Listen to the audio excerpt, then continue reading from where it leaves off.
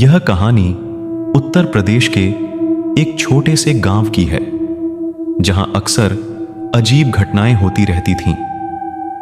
गांव का नाम था नरेंद्रपुर और यह कहानी है वहां के एक पुराने और खंडहर हो चुके हवेली की, जिसे लोग भूतिया हवेली के नाम से जानते थे।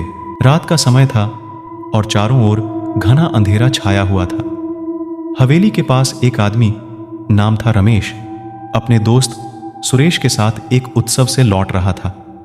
दोनों ने हवेली के सामने से होकर जाने का निर्णय लिया क्योंकि यह सबसे छोटा रास्ता था। सुरेश ने रमेश को पहले ही चेतावनी दी थी कि हवेली के पास से रात को न जाए, लेकिन रमेश ने इसे मजाक में उड़ा दिया। जैसे ही दोनों हवेली के पास पहुंचे, उन्हें एक अजीब सी ठंड महसूस हुई। रमेश ने सुरेश को हिम्मत दिलाते हुए कहा कि यह सब बस मन का भ्रम है, लेकिन अचानक हवेली के अंदर से एक तीखी चीख सुनाई दी। दोनों के दिलों की धड़कनें तेज हो गईं, लेकिन रमेश ने जिद्दी होकर हवेली के अंदर जाने का फैसला किया। हवेली के दरवाजे टूटे फूटे थे और अंदर का माहौल बेहद डरावना था। जैसे ही दोनों अंदर घुसे, उन्हें एक पुराने झूले की चरमराहट सुनाई दी। अंधेरे में उन्हें एक परछाई दिखी जो झूले पर बैठी हुई थी। रमेश ने अपनी टॉर्च जलाकर देखा तो झूले पर कोई नहीं था, लेकिन अचानक ही एक और चीख गूंजी और उन्हें ऐसा लगा मानो कोई उनके पास से गुजरा हो। अचानक सुरेश ने देखा कि एक औरत सफेद साड़ी में खुले बालों के साथ हवेली के अंदर ही खड़ी है और उसकी आंखें सीधे उनकी तरफ देख रही हैं। उसकी आंखों में खून उतर आया था। दोनों दोस्त समझ गए कि वे किसी अज्ञात शक्ति के चपेट में आ गए हैं।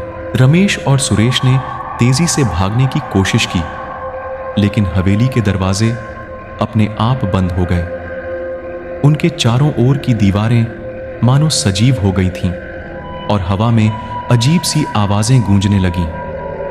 दोनों ने हिम्मत हारने की बजाय एक दूसरे का हाथ पकड़ा और दरवाजा तोड़ने की कोशिश की। काफी संघर्ष के बाद दोनों किसी तरह दरवाजा तोड़कर बाहर निकलने में सफल हुए।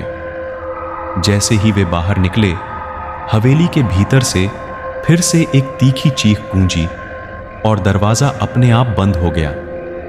दोनों दोस्त गांव में वापस लौटे और उन्होंने इस घटना के बारे में गांव वालों को बताया। इस घटना के बाद रमेश और सुरेश ने कभी भी उस रास्ते से रात में न जाने की कसम खाई। यह घटना गांव में एक चेतावनी बन गई कि उस हवेली के पास से रात में कोई न गुजरे। यह सच्ची घटना आज भी नरेंद्रपुर गांव में भय और रहस्य का प्रतीक बनी हुई है।